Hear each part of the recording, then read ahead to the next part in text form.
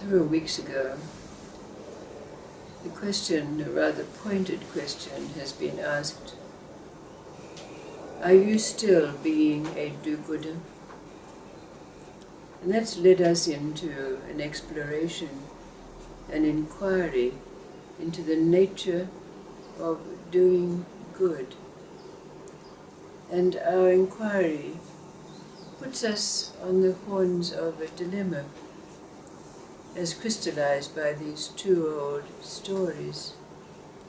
The first is that story about Jesus, who on a pilgrimage, bringing the word to all he met, traveling with his disciple Simon Peter, when they came to a town that had heard of him but was entrenched in its old belief systems, so that when he entered the town, people threw things at him, maligned him, spat on him, directed vitriol at him. But Jesus merely put his hands together and blessed everyone as he passed. When they left that town, Simon Peter said to Jesus, "Jesus, why did you not scold those people? Why did you not stop to teach them another way?" And Jesus replied to Simon Peter, "I can only spend what I have in my purse." And then there's that situation where the Sufis know the one who is called Jesus, but they call him by the name of Isa. And there is a story told of Isa that one day when he was on pilgrimage, again with the disciple Simon Peter, that they came across a farmer whose wagon had tipped over into a ditch, spreading all the produce, the eggs, the vegetables, all that he was taking to the market to sell, was spread in the cavernous opening of the ditch. But the farmer was kneeling on the side of the road, his hands together, looking up above, saying, "Oh Lord, I know that I've been a sinner, but I've tried to do good. I give alms to the poor. I do not do evil. And you know that I need to take care of my family. Oh Lord, will you not come to my aid?" But Isa, gesticulating to Simon Peter, directed him to keep silent and keep walking. So they passed the farmer in his dilemma by. Not long afterwards, they came to another man whose wagon had lost a wheel, had tipped over, spreading his load of hay all over the road.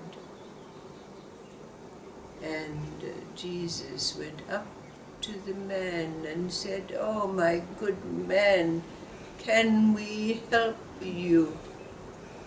And the man abused him. "Mind your own business. Leave me to get on with what it is that's there for me to do." And he spat a lot of vitriol out at the one called Isa.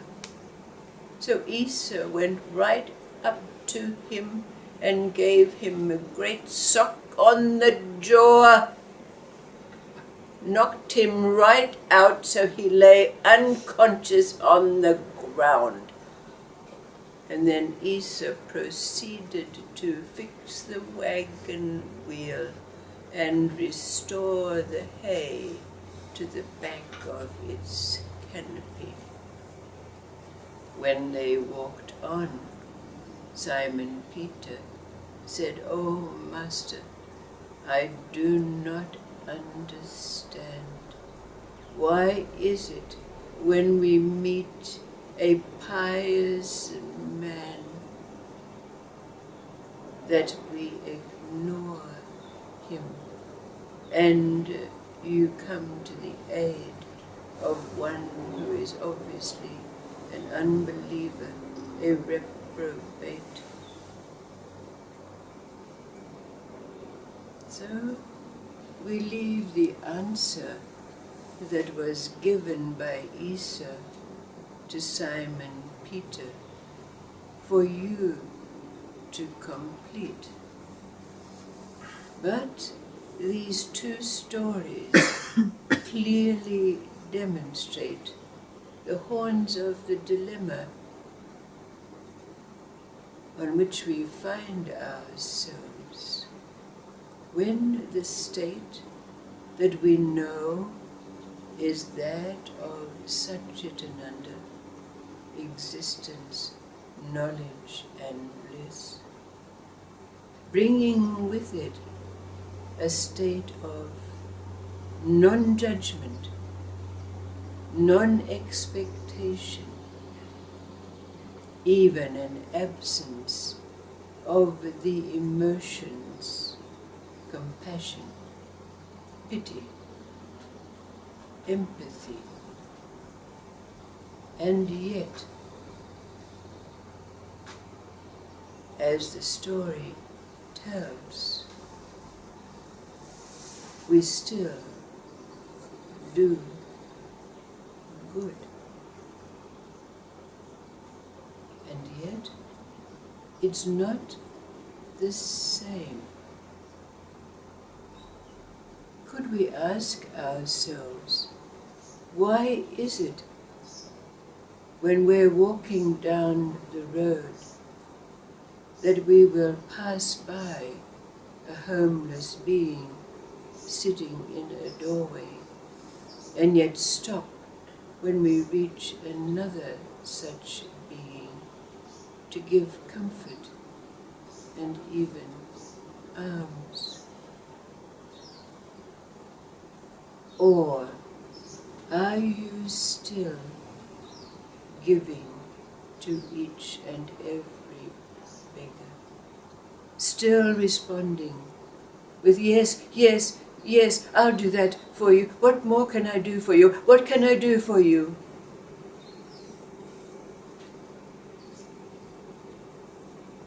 So what do these two stories bring to light for us in relationship to our inquiry, our exploration,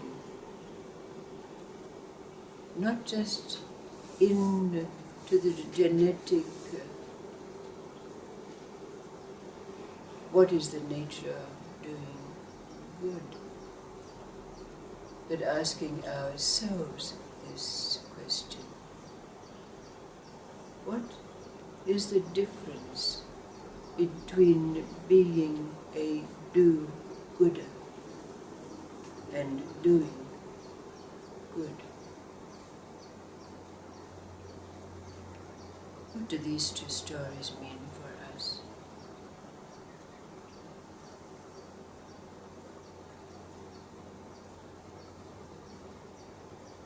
Are you still a do-gooder? Where do you rest